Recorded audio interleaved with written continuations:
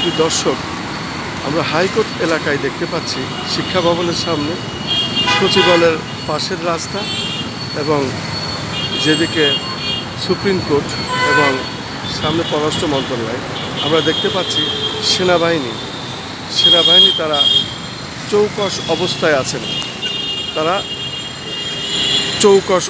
আছেন। আমরা দেখতে পাচ্ছি আজকে রাজধানী ঢাকা হাইকোর্ট এলাকাটি, শিক্ষা ভবন এলাকাটি এবং পাশেই বাংলাদেশ সচিবালয়, তার সামনে পররাষ্ট্র মন্ত্রণালয়, সুপ্রিম কোর্ট, হাইকোর্টের সামনে চৌকস সেনাবাহিনীরা এভাবে তারা তাদের অবস্থানে আছেন এবং সাধারণ চলাফেরা মানুষ করছে। আমরা দেখতে পাচ্ছি মানুষ স্বাভাবিকভাবে চলাফেরা করছে, যেহেতু কারফিউ শিথিল করা হয়েছে এবং তাদের অবস্থানে তারা আছেন আমরা দেখতে পাচ্ছি। এবং আমাদের দেশের যে চৌকস সেনাবাহিনী তারা তাদের এই অবস্থানে আছেন। আমি যেটা দেখতে পাচ্ছি আমি সেটাই করে যাচ্ছি। আমি সুপ্রিম কোর্ট এবং শিক্ষা ভবনের সামনের এলাকাটি আমি দেখে যাচ্ছি। আমি Khandakar Masuduzzaman, Tara news, BD, TNB, SS, JR TV, তেরানা টিভি, কেজার টিভি এবং সেই সাথে আমাদের ইউটিউব চ্যানেলগুলির পক্ষ থেকে আমি আমার কাজগুলি করে যাচ্ছি। ধারাবাহিকভাবে যে কাজগুলি আমরা করে যাচ্ছি ঠিক তারই ধারাবাহিকতায় আজও আমরা এই কাজটি করে যাচ্ছি।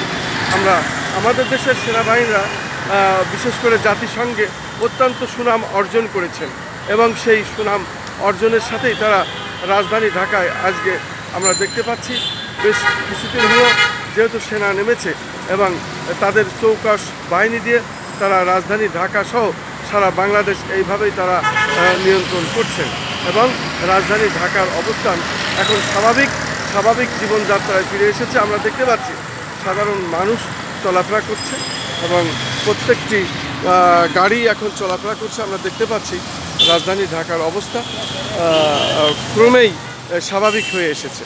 এগুলো আসলে রাজধানী ঢাকার যে দৃশ্যটা সেটাই আমি দেখিয়ে যাচ্ছি।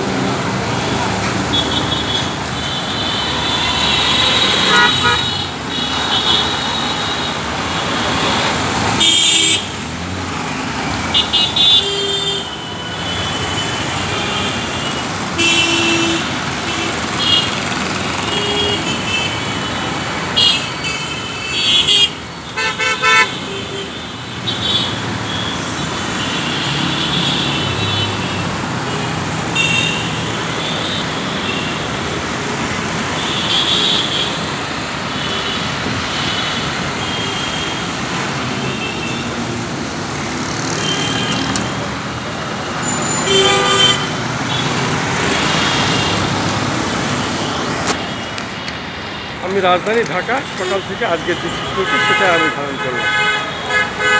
আমি সাংবাদিক খন্দকার মাসুদুজ্জামান, একজন ইউটিউবার, একজন ফেসবুকার, সে সাথে একটি সাংবাদিক অ্যাসোসিয়েশনের আমি গ্লোবাল জার্নালিস্ট কাউন্সিল ইন বাংলাদেশের প্রতিষ্ঠাতা চেয়ারম্যান। পাশাপাশি আমরা আমাদের ধারাবাহিক কাজগুলি এইভাবেই করে যাচ্ছি। একজন আলোকচিত্র শিল্পী হিসাবে আমি প্রথম থেকেই এবং আমার 35 বছরের এই অভিজ্ঞতায় আমি ধারাবাহিকভাবে যে কাজগুলো করেছি তার ধারাবাহিকতায় আজও আমি করে যাচ্ছি। রাজধানী ঢাকা, আমি খন্দকার মাসুদুজ্জামান।